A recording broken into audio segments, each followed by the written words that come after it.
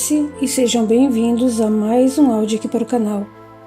E hoje nós teremos o capítulo 7 do livro Forças para Recomeçar. Mas, como sempre, eu peço o seu apoio para você deixar o seu like, um comentário, se possível compartilhe o áudio e se está chegando agora e ainda não é inscrito, eu te convido a se inscrever caso goste do canal, certo? Então, dados os recados, vamos para o capítulo 7. Sérgio e Débora do passado ao presente. Os meses foram passando. Um doce e agradável romance acontecia entre Sérgio e Débora. Eles se davam muito bem. O rapaz havia terminado o curso universitário, por isso estava extremamente feliz e mais tranquilo do que nunca, após terminar o período de supervisão exigido, uma espécie de estágio na área da psicologia. O casal estava no cinema apreciando um filme. Como um anjo guardião não é ama seca, os mentores do casal encarnado trocavam conhecimento com um grupo de espíritos amigos, alguns socorristas e outros instrutores que desejavam notícias dos encarnados queridos a quem tanto estimavam. Havia no grupo alguns aprendizes que se interessaram e Wilson, mentor de Sérgio, contava. Alguns irmãos, quando ainda presos no vício, no mal, na crueldade, sempre tentam nos incitar a cometer erros, aproveitando de todas as circunstâncias para isso. É um caso clássico, digno de aproveitamento para estudo. É o acerca do que acontece com Débora e Sérgio. Olívia, mentora de Débora, comentou. É impressionante como esses perseguidores interferem nos pensamentos dos encarnados, direcionando-os e manipulando-os quando a pessoa não examina a ideia imediata e não distingue o bem do mal, deixando-se inclinar às tentações e erros de difíceis reparos futuros. Um dos instrutores acrescentou ao grupo. O que os espíritos sem evolução desejam é corromper e prejudicar o outro, fazendo-o sua vítima, seu escravo. O Wilson e Olívia vêm acompanhando seus prezados pupilos há tempo e poderão relatar como e quando esse desejo de vingança do espírito Sebastião iniciou. Sim, claro, concordou o espírito Wilson contando. Na mais longa revolução da história do Brasil, Sérgio, Sebastião, Sueli, Débora, Lúcia e Tiago se reencontraram. O grande episódio chamado de Guerra dos Farrapos ou Revolução Farroupilha aconteceu no sul do Brasil, mais especificamente no Rio Grande do Sul, na época do Império. De um lado, os adeptos da monarquia, ou governo imperial. De outro, os rebeldes, ou farrapos, que lutaram para criar uma república. Aqueles que eram contra a criação de uma república deram o apelido de farrapos ou farroupilhas aos revolucionários com a intenção de humilhá-los e depreciá-los. Entretanto, esses líderes nada tinham de maltrapilhos, muito ao contrário. Tratavam-se de representantes da elite, estancieiros e criadores de gado da província.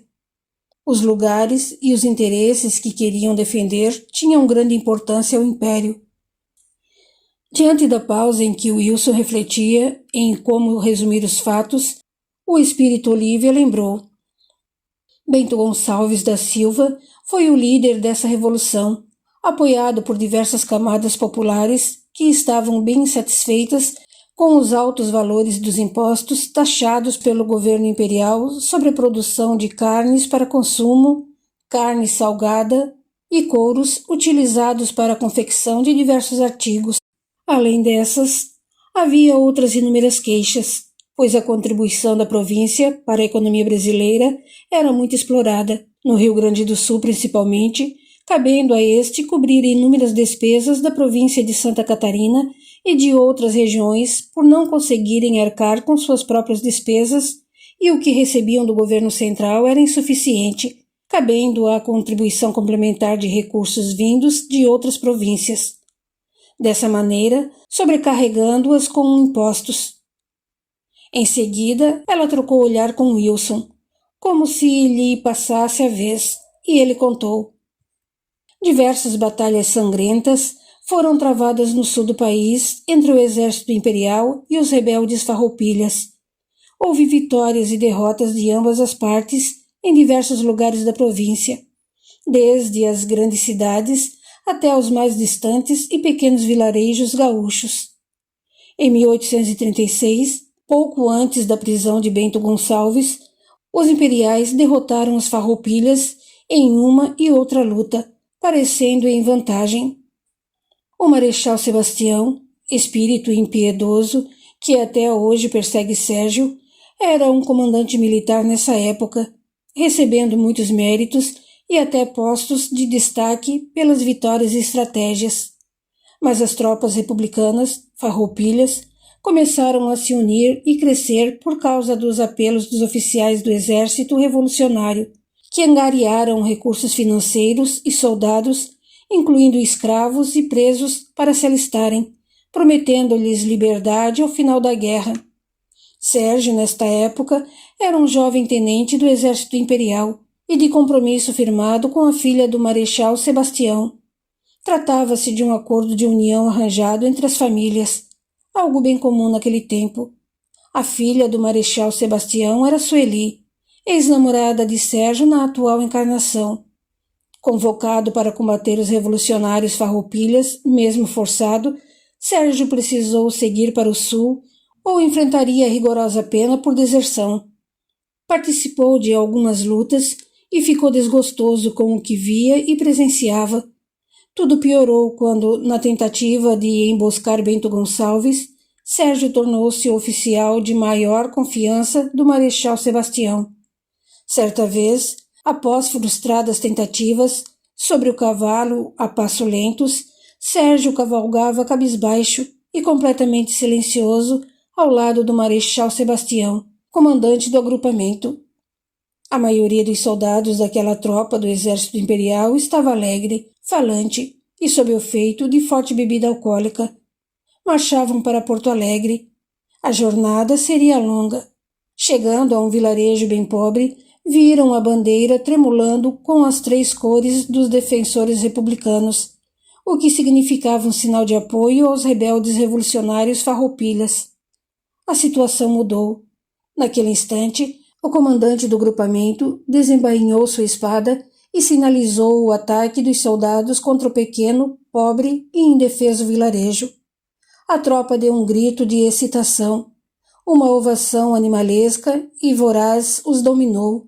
A maioria dos cavalos foram esporeados, açoitados e postos a invadir rapidamente o lugar, pisoteando quem estivesse pela frente. Golpes de espadas uniam no ar. Tiros disparados e gritos de pavor eram ouvidos. Dor, choro e desespero. Sérgio e outros 3 do agrupamento permaneceram montados enquanto seus animais resfolegavam e trotavam em círculos, precisando ser dominados com firmeza, pois estavam bem assustados e nervosos. A chuva fina começou, mas isso não impediu os soldados apearem de seus cavalos, matar os poucos homens que havia ali. Nem mesmo os velhos, as mulheres e as crianças foram poupados. Eles não tinham como fugir. Alguns meninos, menininhas, criancinhas, moças e mulheres foram brutalmente violentados por vários homens verdadeiramente animalizados e depois eram mortos com crueldade. A cena aterrorizante petrificou Sérgio por alguns minutos. Seus pensamentos ficaram terrivelmente perturbados.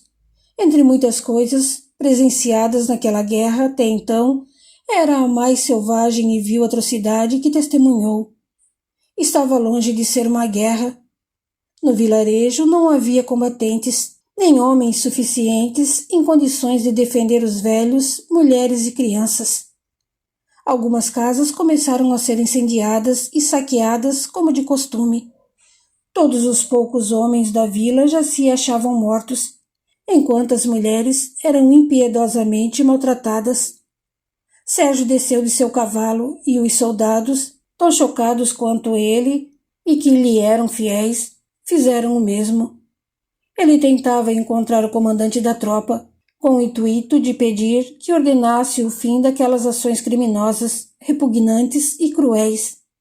Foi então que a certa distância viu Sebastião, comandante da tropa, entrar em um dos casebres. Após vencer as dificuldades para chegar até lá, Sérgio entrou na casa pobre de madeira tosca e viu um soldado violentando uma menina que não tinha nem 8 anos. Atingiu o agressor bárbaro com um golpe forte e o derrubou. Virando-se, Sérgio surpreendeu-se com o comandante Sebastião procurando atacar, da mesma forma violenta, uma outra jovem.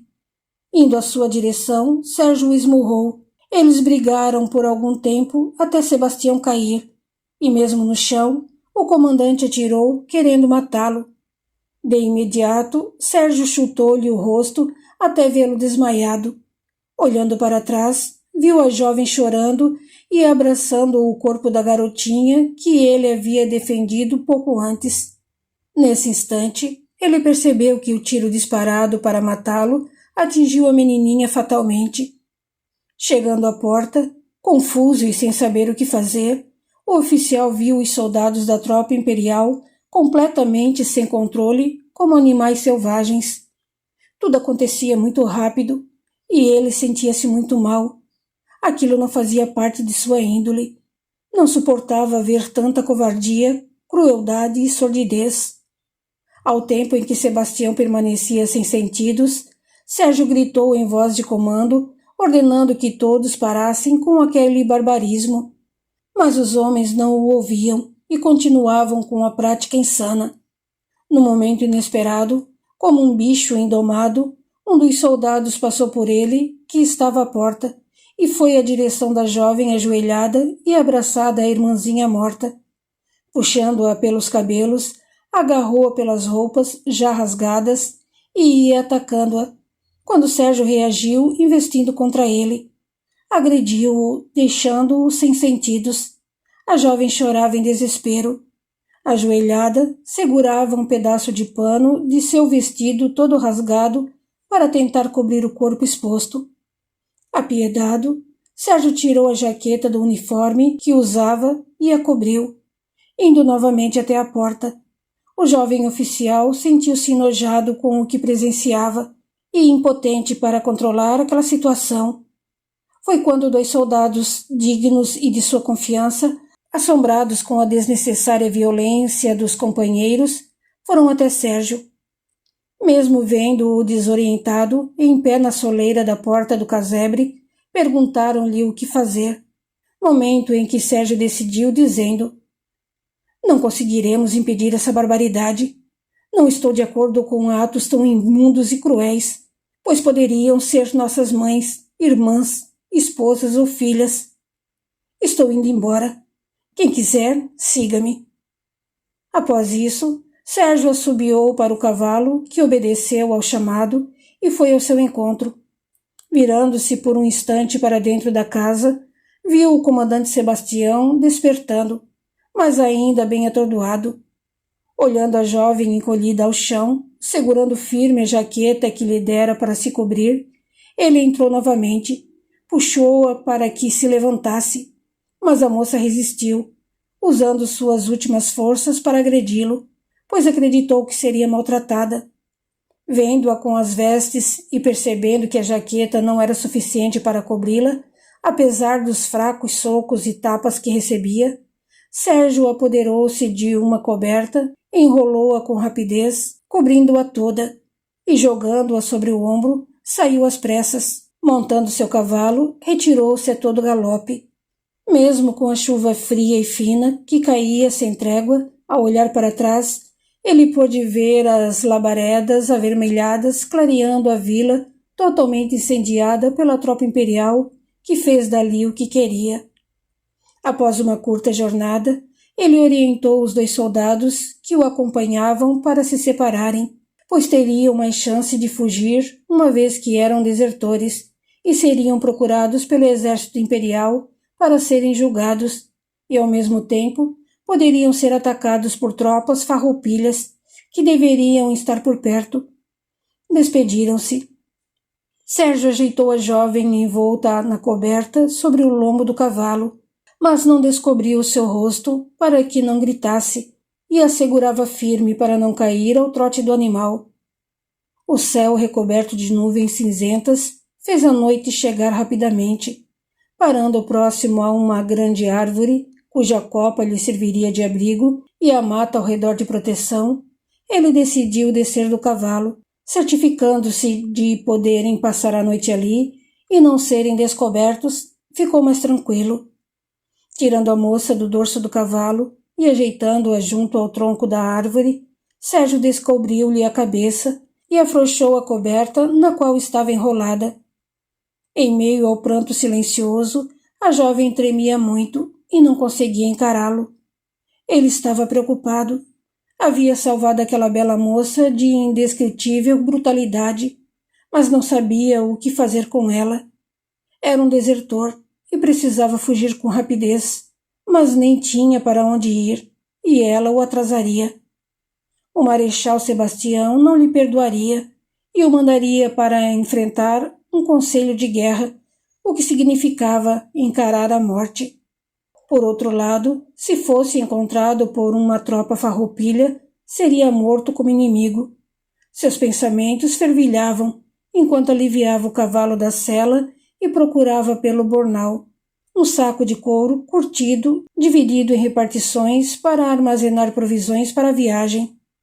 Ao encontrá-lo, rasgou um pedaço de carne salgada e o levou até a jovem ainda acuada, momento em que lhe afastou o cabelo para ver seu rosto, e um sentimento indefinido o invadiu. Amedrontada, a jovem sussurrou ao implorar para que ele não a machucasse. Essa jovem trata-se de Débora, na atual encarnação. Piedoso, Sérgio pediu que confiasse nele, pois iria protegê-la. A jovem então aceitou o alimento, a água, mas permanecia constrangida. Durante a chuva da madrugada, ele a cobriu com a capa que trazia e precisou ficar a seu lado a fim de se manterem aquecidos. Cavalgaram dias e enfrentou inúmeras dificuldades, principalmente o mau tempo. Sérgio sabia que precisava se livrar do uniforme e de outros artefatos que o identificavam como sendo do exército imperial. Entretanto, não tinha outra vestimenta para usar. Mais de 30 dias passados juntos fizeram com que Sérgio e Débora se afeiçoassem mais, criando um vínculo de confiança, amizade e o nascer de um forte sentimento. As dificuldades os uniam cada vez mais. Estavam em fuga e as provisões acabando. Alimentavam-se de pequenas aves que demoravam a cair nas armadilhas feitas, de peixes pegos com a lança certeira de Sérgio e frutos silvestres. Uma união mais carinhosa, sincera e íntima foi inevitável. Eles se amavam, porém ele se preocupava. Precisava proteger Débora em todos os sentidos. Necessitavam de provisões e abrigo. Não poderiam viver daquela forma. Certa noite, em que a garoa pesada e fria os fazia se encolherem abraçados sob a capa e um arbusto, o relincho do cavalo inquieto surpreendeu Sérgio. Ele cobriu a jovem de modo que não a vissem. Levantou e pegou a adaga para se defender, sentindo que estavam sendo vigiados. Rapidamente, foi cercado por pequena tropilha farroupilha, e um deles apontou-lhe a carabina, inibindo-o de reagir. Débora gritou, correu e o abraçou. O comandante do grupo pediu uma trégua e fez muitas perguntas. Ao conversar melhor com Débora, reconheceu-a como sendo a filha de seu compadre. A jovem contou-lhe tudo, explicando a razão de estar com aquelas vestes e afirmou que sobreviveu graças a Sérgio. Olharam-no com outros olhos, pois, como desertor do exército imperial, ele seria bem-vindo ao exército revolucionário. Dali foram levados para as terras de um charqueador, produtor de carne salgada, um homem muito bem posicionado e influente, que apoiava a revolução. Sérgio ficou sabendo da prisão do líder revolucionário Bento Gonçalves, deixando Débora sob os cuidados oferecidos na grande estância que servia de guarida aos farroupilhas. Decidiu aderir à causa, pois conhecia as estratégias do exército imperial. Nesse período, reencontrou um dos soldados que desertou com ele. Mais uma vez, o rapaz fielmente o seguiu. Tratava-se de Tiago, atualmente seu irmão. Entre uma e outra batalha, Sérgio retornava à estância junto da tropa farroupilha. Era difícil ficar longe dela por tanto tempo. Algumas vezes, Tiago não seguia junto dos revolucionários e ficava para reforçar a segurança da estância. Em reuniões ou churrascos festivos dos líderes revolucionários, Sérgio recebia toda a atenção por sua eloquência e estratagemas, destacando-se. As mulheres, na maioria das vezes, só ouviam à distância, admirando sem participar. Mas aconteceu algo que Sérgio não previa. A filha do nobre charqueador apaixonou-se por ele. Ao vê-lo com Débora, a jovem não conseguia conter seu ciúme nem sua inveja. Em reuniões mais privadas em que a casa principal da estância acolhia com um bom fogo de lareira e mate quente os líderes da revolução, a jovem filha do anfitrião se insinuava disfarçadamente para Sérgio com um comportamento sensual e bem provocativo. Contudo, nada interferia no amor que ele sentia por Débora, sempre usando um vestido branco de delicadas rendas com um chale que mal cobria os ombros. Era uma imagem que ele nunca esquecia. Sérgio tinha planos e sonhos com sua amada, por isso ignorava facilmente a tentativa de sedução da outra jovem. Ele estava decidido a acompanhar o exército farroupilha em uma última batalha, a pedido dos oficiais revolucionários, com a finalidade de mostrar-lhes qual o melhor a fazer. Era o ano de 1837 e, pelas estratégias de Sérgio, foi realizada uma grande batalha nas cidades de Rio Pardo e Caçapava, a maior já vista contra o exército imperial em que os farroupilhas venceram. A fuga de Bento Gonçalves do Forte do Mar, na Bahia, ofereceu mais força e coragem às tropas republicanas. Bento Gonçalves era um homem rico, com muitas experiências militares em guerras. Ele criou lojas maçônicas por todo o sul e preparou um serviço de correspondências secretas, dispondo da total discrição dos irmãos daquela ordem para auxiliá-lo. Sérgio conheceu esse líder revolucionário que lhe pediu para prosseguir a seu lado, mas o rapaz queria uma vida tranquila ao lado de Débora. A vitória dos farrapos em Rio Pardo e Caçapava teve imensas consequências para o comandante militar da província, que foi obrigado a enfrentar o temeroso Conselho de Guerra, e esse comandante era o Marechal Sebastião.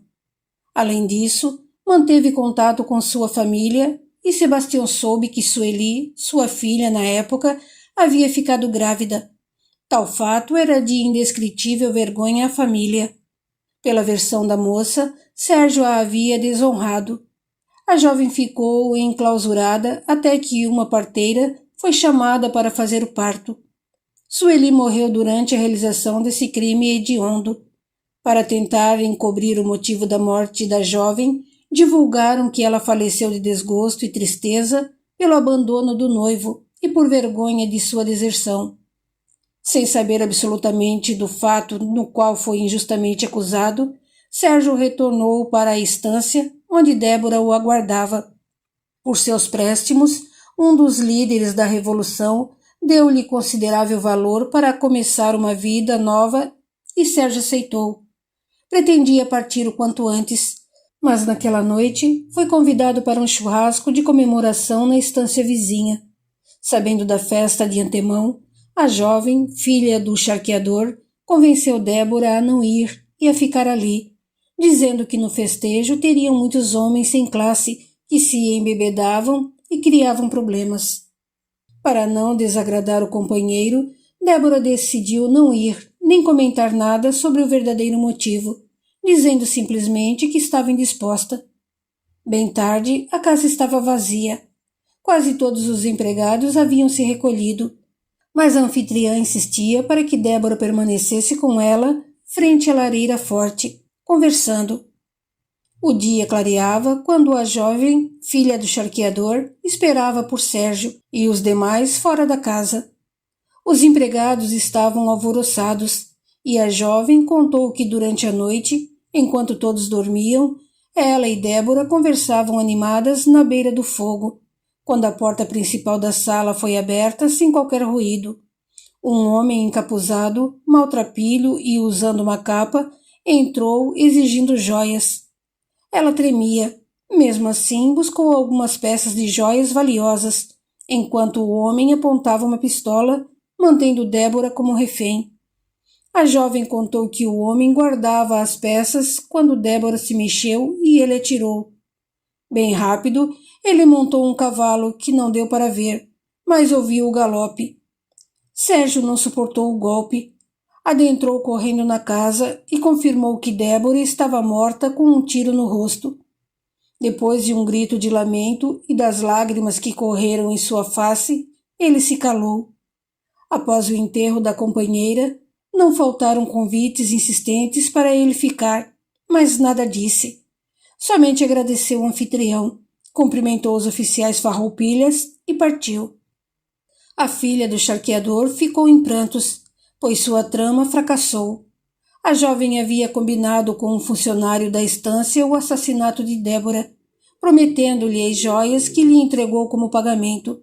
Queria Sérgio livre para poder conquistá-lo, mas nada adiantou. Ela ficou só. Essa moça, filha do charqueador, viveu seus dias em silencioso pesadelo pelo ato criminoso planejado. Ficou totalmente desequilibrada por não esquecer o instante em que Débora, praticamente desfigurada, morreu em seus braços. As leis de Deus, registradas na consciência, não falham por sermos os herdeiros de nós mesmos. A jovem que planejou o assassinato de Débora, naquela época, reencarnou como Lúcia, irmã de Sérgio, mas já se encontra de volta ao plano espiritual, depois de experimentar exatamente o que fez no passado. Wilson terminou a narrativa e Olivia explicou. Lúcia reencarnou como irmã de Sérgio, a fim de se desprender do sentimento insano e obsessivo que tem por ele, o que ela chama de amor. No planejamento reencarnatório, a ideia era de ela transformar essa possessividade em um sentimento mais suave e verdadeiro por ele. No entanto, Lúcia teve e tem extrema paixão pelo irmão. Não aceitou ajuda clínica, filosófica ou religiosa e passou a ser desequilibrada, ter desejos incestuosos, ou seja, ela alimentava a ideia e os sonhos de relacionar-se sexualmente com o próprio irmão. Mas isso nunca aconteceu, tornou Wilson. Sérgio é um espírito equilibrado, sábio e prudente. Sentia pela irmã Lúcia o mesmo que por seus outros 2 irmãos, e nunca cedeu aos seus assédios. Antes desse reencarne, ele já tentou ajudar Lúcia, mas ela não controla a ideia fixa de seus desejos. Foi então que o espírito Sebastião passou a dominá-la através dos pensamentos. Agora, desencarnada, Lúcia não passa de mais uma vítima escravizada por esse obsessor que a usa contra Sérgio. Nós sabemos, completou Olivia, que mesmo na espiritualidade, a criatura egoísta e orgulhosa acredita ter toda a razão. O espírito Sebastião quer vingar-se de Sérgio por ele ter abandonado sua filha, desertado do exército, entre outras coisas que sua consciência imagina. Mas, na verdade, Sérgio não admitiu nem aceitou as práticas vis e hediondas de Sebastião. O que Wilson contou foi somente um dos combates covardes e brutais praticados por Sebastião. Sérgio o havia repreendido sobre os atos desumanos, animalescos e selvagens em batalhas desnecessárias, ameaçando levar aquilo ao conhecimento dos altos postos do exército imperial. Não adiantou. Sebastião era torpe, obsceno, indecente por seu vício repugnante de atacar e violentar mulheres e crianças. Era algo que lhe proporcionava prazer, desejos, sentimentos e vícios típicos de pobres irmãos sem evolução. Desencarnado, a consciência de Sebastião alardeava cobranças constantes, e ele acreditava que isso era por culpa de Sérgio, que o repreendeu. Atualmente, Sebastião persegue Sérgio, meu protegido, que passará por provas e tentações. Com fé em Deus e acreditando que nada nem ninguém tem mais poder do que o Pai da vida, ele se elevará espiritualmente e concretizará a que veio nessa reencarnação. Tanto Sérgio quanto Débora serão incentivados a cometerem erros, enganos. Seus pensamentos estarão invadidos de ideias e inspirações que podem levá-los à prática de falhas, desregramentos bem comprometedores, deixando-os em um estado que os faça cair em desespero e culpa. Explicou Olivia, mentora de Débora. O principal desejo desses irmãos, sem instrução, é nos ver prejudicados, caindo em desgraça como eles. Por essa razão, devemos lembrar que o desejo no bem é prece a Deus, e as bênçãos nos chegam como consequência do que pensamos. Quando estivermos em dificuldades, lembremos de Jesus que nos ensinou: Pai, que seja feita a sua vontade e não a minha. O silêncio reinou, e, voltando-se para o grupo, um dos instrutores avisou: Tivemos uma grande lição, e rogamos para que nossos amigos Wilson e Olivia vejam seus protegidos munidos de fé, força de vontade e bom ânimo para que se elevem nessa atual experiência. Após os esclarecimentos, os mentores e os demais se despediram e foram. Continua no capítulo 8. Até lá!